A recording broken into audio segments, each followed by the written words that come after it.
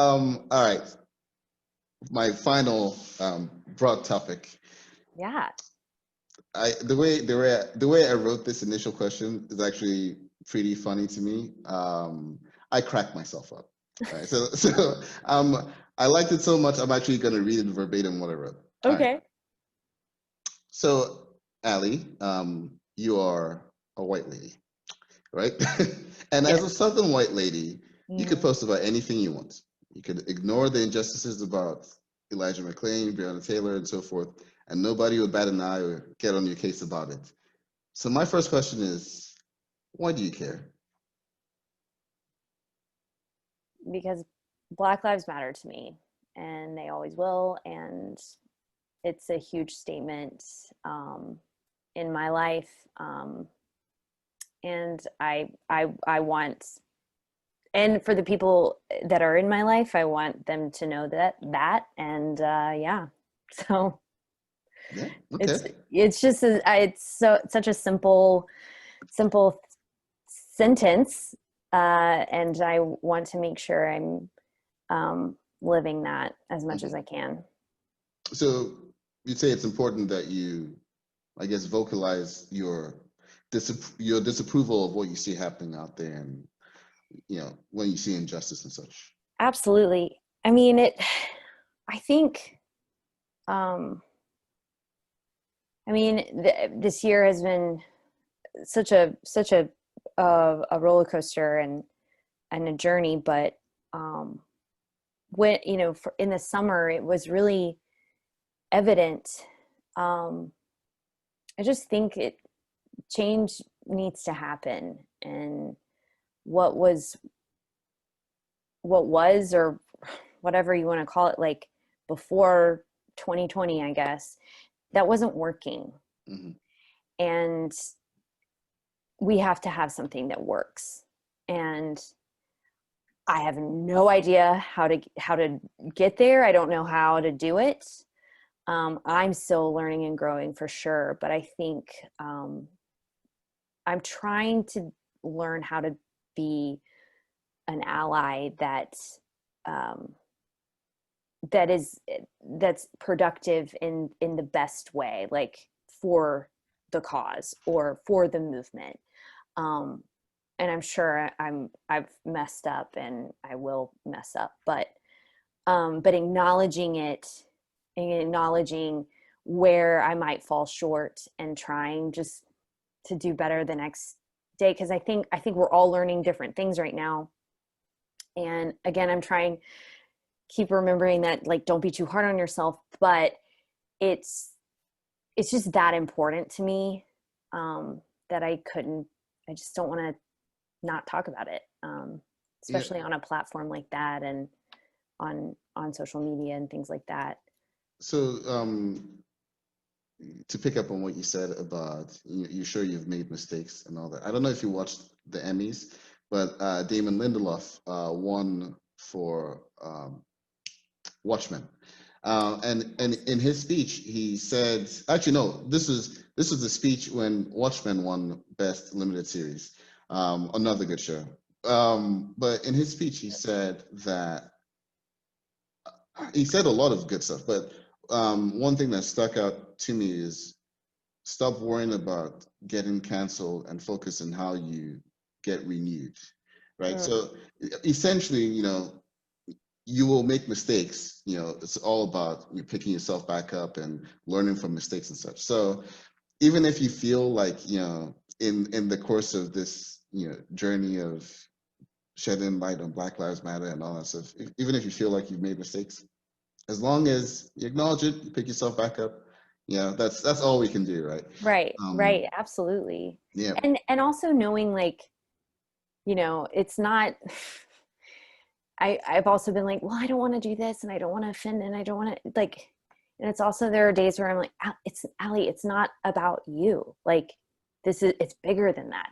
There's so much going on, obviously, right now with the election and pandemic, but it's like, this is just something that I think has, I guess I've wanted to show how I want to support and be there, and it really hasn't. I haven't been able to. I mean, you can post and post away, but it's like it's really the actions of what you're going to do when no one's watching, and you can say all the right things and do all, you can look like you're doing all the good things, but you really have to, you just have to get up and do it. Whether that's, helping with, if that's protesting, if that's donating, if that's, talking to someone about this. It's not going to be the easiest thing, for a white person, because they don't, there are times where it's like, well, this is really uncomfortable. And it's like, okay, well, yeah. So, and it to get to that point, to even talk to some people about it, it's like, well, this is important and this needs to be talked about. And I know you might be uncomfortable, but it just has to be done.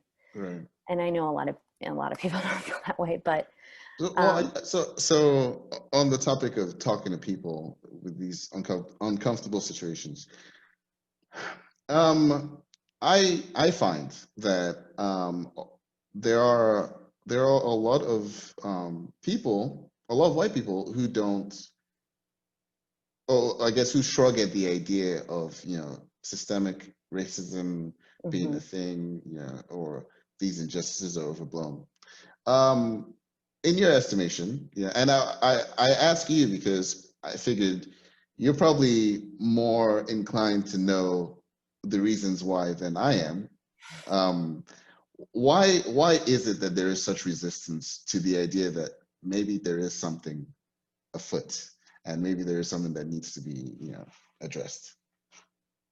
Such a good question.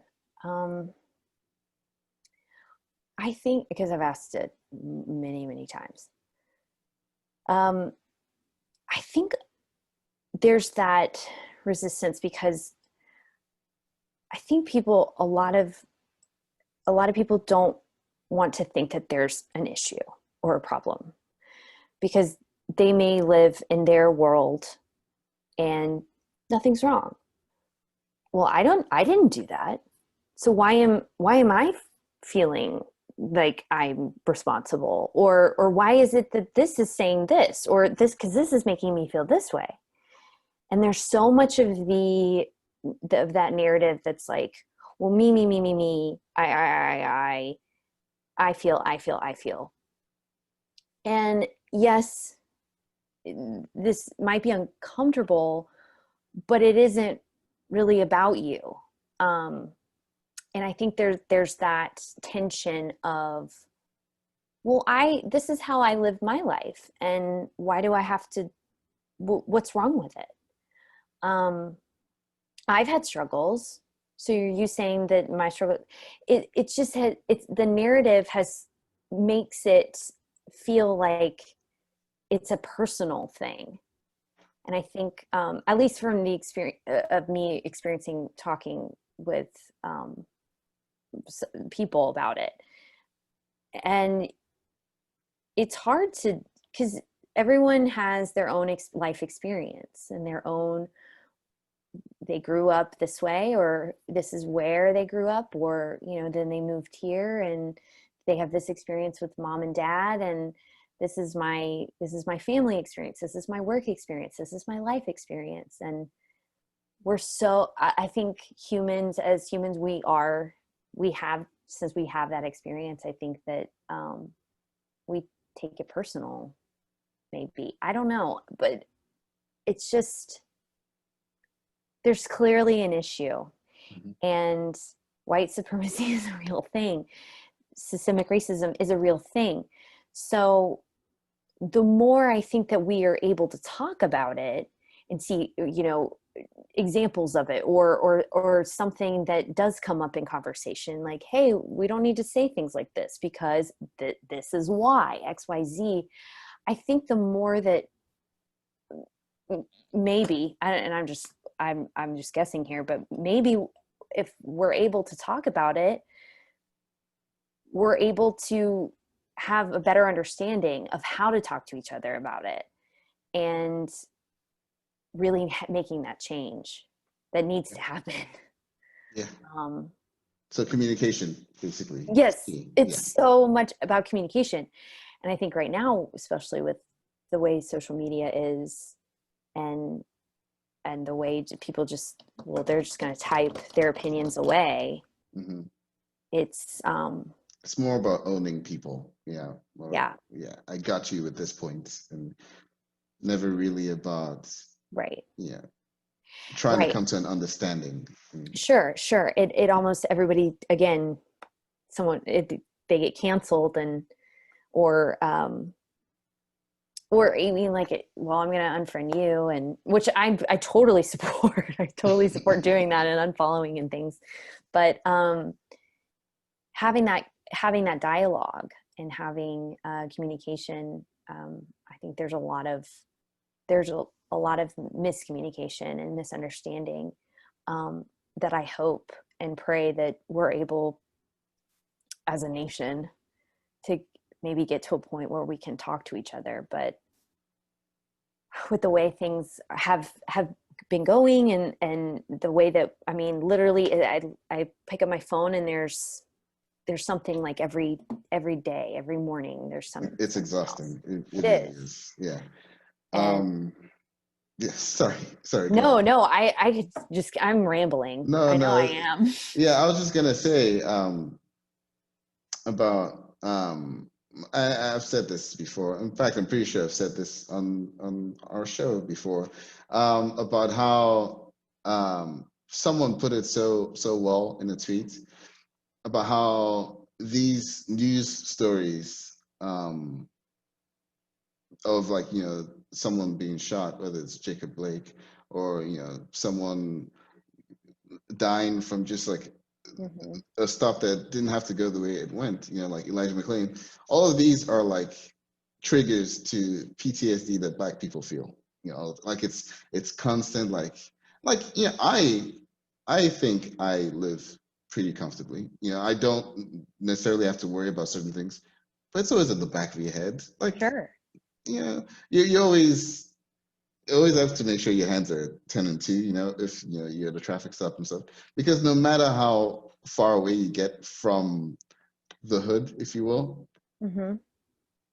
at the end of the day, you can't really change this, right? So Right. those things are like, those constant news stories are just like triggers for that, quote unquote PTSD. I don't want to minimize PTSD for people who actually have it. It's just, I thought that was like a good way of explaining what, you know what people will go through every time they see these stories. So Yes, and it how triggering it must be, and when people are sharing those videos or pictures or things, it's like, this isn't this is not good for us to see. um and it I mean, I it's just and the mental health that, like, again, we're talking about mental health and anxiety, or depression, and things like that, but that PTSD, it's like, and you you have to do what's right for you, but how can you, when you're bombarded with it, almost like every day, there's it's something else. unavoidable. Yeah. It's unavoidable. And that, and it's like, that's mind boggling, like, that's maddening. Yeah. And yeah, it's like, I don't even have the right words, of course, but Um. I just So know that that's, yeah. yeah. So as we've mentioned a couple of times, we do live in the South, Georgia. Um. Have you?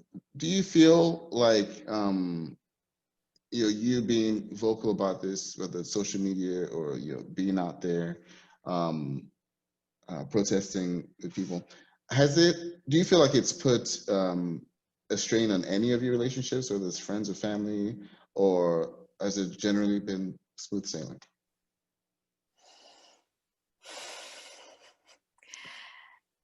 So it was I want to say it was about 3 years ago.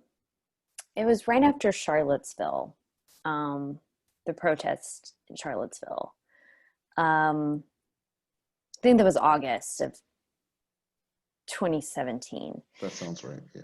Um, yeah, I posted about it, hashtagging all the hashtags, and a family member got word, or I got word that I hashtagged some, I don't know. Mhm. Next thing I know, now my extended family, wants nothing to do with me.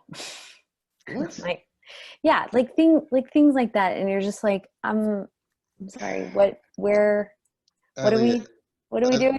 I don't know if you've ever heard me say this, but America is weird. I mean, Yeah, this is one of the few places I've ever seen politics be. Oh, actually, you know what? Yeah, let me refrain because this isn't a political issue. Charlottesville, exactly. yeah, yeah, Not it's about human rights, and right, exactly. you It know, shouldn't be political. yeah, but it has become political, and this is Yes. one of the this is the only country I know of.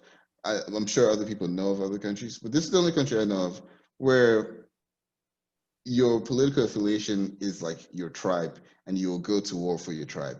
Yeah. It's ridiculous to me that your family member has basically Right. donned you for that, but it's ridiculous, but it's also not that surprising seeing what I've seen. No, not at all. Not at all. And honestly, I was like, all right, well, bye. Like, if you're, if you feel the need if you think that that's necessary, like, all right, see ya. I don't have time or the energy or, um, but also you obviously don't know me, you don't know me to have that, to have like the dialogue that we were talking about. I'm happy to, if there was something that bothered you, it's like I'm happy to talk to you about it or have some kind of conversation. um but a lot of, I think, it, people are just so uncomfortable that they just maybe want to shut it off, shut it down. They don't want to even know that it's there, or I don't know. So fascinating, and it was very hurtful at the time. But now it's, especially now, I think kind of that really did maybe catapult this whole, um, idea of, it's like, well, I want to talk about this. I want to have a dialogue and a communication about like what's right Mhm. and what needs to be said. If that's protesting and talking about it on social media, sure, but um, I I think it did kind of, around 3 years ago. I really just was that really just, I don't know, it left this weird taste in my mouth, and I was like, this isn't right. And I I think, like, yeah, I might have lost a family member. I lost a family member because of it, but like, what does that really mean? Mm. And it's a very hard thing to talk, like, to deal with, but and in the time, but now it's, after like thinking about it and talking about it, with a lot of my friends and the family that, my parents are so wonderful, and my sister, and talking about it, it's like, well, then if you don't want to be in my life, then that's okay. And if it's because of this, then, well, all right, I'm going to keep doing this. So I'm going to Right. keep talking about it, and because it's important and it's what's right. Cool. Well, I appreciate it. Um, actually, what I just said actually leads to my next question. I have a couple more questions. Okay. Um, so, do you, yeah, do you ever worry that your actions may be perceived as performative as opposed to being genuine? Absolutely. 100%. 110%. Um, and I, it's there there are so many things about performative action that makes all the sense in the world to me. Um, but what I am learning is that what's the most important is to amplify Black voices, not mine, but Black voices and Black stories. Um, so as so there are those moments where I'm like, oof, I feel like this post is just to post. I am a little select, and I'm trying to be more selective of different like social media posts and things like that. I hope it comes off as genuine. I don't. Social media is so weird. It's like even when you're texting someone, it's like you don't really fully know how they're wording it when they're texting it. I just hope and pray that that people know that it's genuine. I'm sure it probably looks performative at times, for sure, especially with, you know, especially in like the theater acting world. There's so much of that already, of this performance. Look at me, I did this, I did the right thing. And Just to the black square on Instagram. yes, like hashtag Blackout Tuesday, right? Like I just, which was great. There's the moment it's like, well, remember that time where you posted that black square? What did you Cool. do Well, after? there's still, yeah, are you still doing things that we were talking about then? When was that? Was that like June? It was I like think so, yeah. June or something. So it's like, okay, now we're not, I almost said October. We're in September. And you know, are you finding ways to, are you donating? Are you finding ways for this election? Are you just finding ways to get involved in the Or, community? or are you even just having those conversations? Right. You know, like And no one knows if you are. You might be, um, unless I guess you could like post like a conversation with your mom or something. I don't know. But like, I just, I don't know. It's so hard. It's so hard to figure out if it's like, do I post about this or do I don't want to make it again. I don't want to make this about me. So my whole thing is whatever I have chosen to post that day or in the future, I'm hoping to amplify the voices that need to be heard, or supported. And if that's like going to this Black owned store, and there's so many incredible stores and businesses, and I think it's been so cool to find places that I want to spend my money now. Not that I have a lot to spend, but yeah, like knowing like the like really like GoFundMe's and and places that I would want to give. Of course, I'm not I'm trying not to post like it all the time, but just continuing to do that work. I hope it comes off as genuine, but um, okay.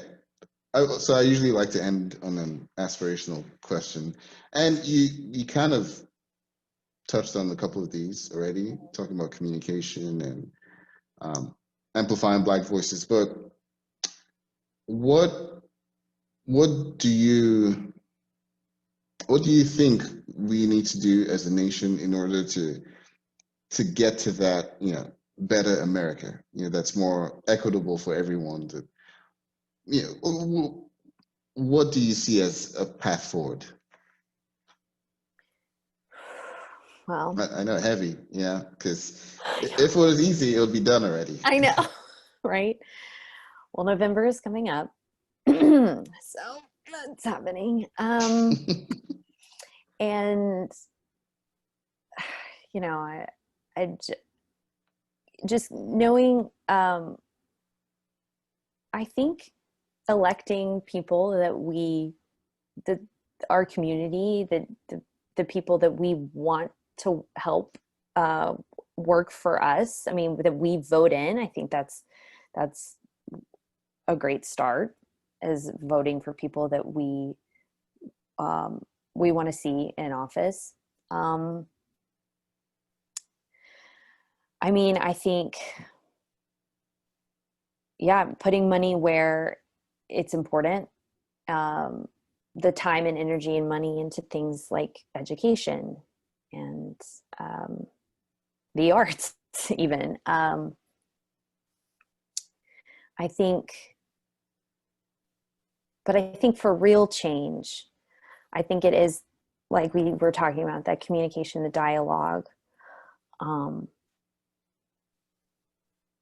We have to be able to see each other and see each other's and hear each other. We have to listen. We have to learn how to listen, almost listen again, and take care of one another. I think this whole pandemic has really shown that we have to wear a mask and we have to wash our hands to help our neighbor.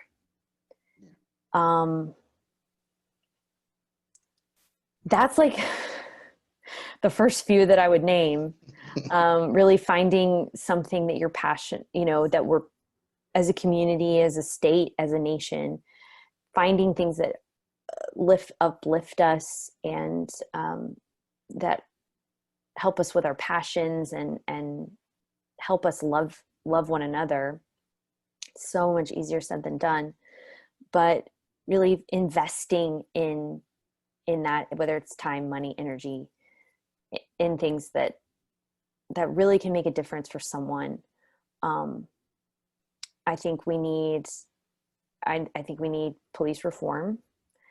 I think to defund and putting money where, again, like I said, like education, I think that is huge, and so important. And I can only hope that these things will actually happen. But I guess for like people, we just need to have that dialogue, and we need to start listening to each other. And then November is going to come, and then hopefully, I don't know. Fingers crossed that things go the way. Well, yeah, I'm not going to say who you should vote for. Right. Things go the way people want it to. But definitely, research, do your due diligence about the candidates, and I think, and making sure that your voice is heard, and it's so important. I don't remember growing up. I don't remember it being such a thing. I remember, I was like, vote. And I remember voting, I guess I was in, college. And it just, I guess right now everything is so much, it's very heightened. Mm-hmm. But I do voting, making your voice heard. If that's protesting, great. If it's donating to a cause that you feel is super important, I mean, volunteering your time, your talents. And I know with this pandemic, it's so tricky and hard, but wear a mask and be kind to one another. But I don't know if any of that will actually happen. I hope that it does. It would all help. Yeah, now we just have to make it happen. Right, and actually doing it. Yes. And like talking about it and posting about it and things like that is the action is important, and that's how we get things done. So okay. I hope that's maybe that's a start. I don't know. Well, hoping is a start, then doing this, the follow through. So I do want to say before, because I usually ask you to tell people how they can reach you on social media and yada yada. I will get to that part. Yeah. Before we get to that, I do want to say, first of all, I want to say thank you for doing the interview. It was informative, and I always enjoy talking to you. So that was good. But the other thing I want to say is, especially like early June, when all these companies started, saying, Black Lives Matter, and started like putting those messages out there, there were a lot of people, who would like make fun of it, say, oh, virtue signaling and all that stuff. And it wasn't just the companies, it extended to like allies, if you will. It's a term you used earlier, and I Right. think it really applies. Even allies making their voices heard, saying that this isn't right. You don't have to be Black to feel like this is wrong. This is just like a human thingy. And you'd probably hear from people that, oh, you're just virtue signaling. I want to tell you, from a Black person, and I feel like I speak for a lot of Black people when I say this, it's highly appreciated. Just knowing that someone gives a hoot. Yeah. So on that point, thank you. Allie, how can people reach you? Social media, yada yada. You've got 2 minutes, 3 minutes, however long you're gonna take. Go for it. No, I guess Instagram. Yeah, you still got that going. Haven't haven't deactivated it yet. It's at Alexandra Ficken. It's all one word. ALEXANDRA, and then Ficken is FICKEN. It's a very strange last name. I'll put it next to Okay. you, to your Oh, left. good. Oh, to my left. To your right. Yeah, there you go. Right there. And then I'm on Twitter. But wait, I don't know the actual Yeah. This handle. always happens. Same thing happened with my friend Dane. He was like trying to find his Twitter at the end. And I got Twitter like, gosh, it had been in college. And I kept it. I don't, because I've just found it very informative. I think it's at Allie Ficken. So it's ALLIE and then my last name. But yeah, Instagram. I really love Instagram. I love photos. So when Instagram became a thing, I was like, oh, this is great. I like it so much better than Facebook. But yeah, Instagram's great. It's fun. All right. Allie, again, thank you. Oh my gosh, And thank you. I'm so glad that you're doing this, and I appreciate you asking these questions. It's and to have the dialogue. I feel like I've been saying that a lot, but being able to have that sense of community has been really, really cool, and through a pandemic, and I've known you. Oh my God, what we graduated how long ago? like, oh God, 13 years now. Right, we've done the 10-year reunion, but so it's been like what, so 15 years? Because you said 10th grade, right? That's when you transferred. yeah. So like So 15. 2004, 2005, yeah. Jeez. So I know it just goes, but it's so nice to know that you're a part of that community, and I appreciate it so much that you had me, and I always love talking to you. So likewise. All right, this has been Features, and that's a wrap.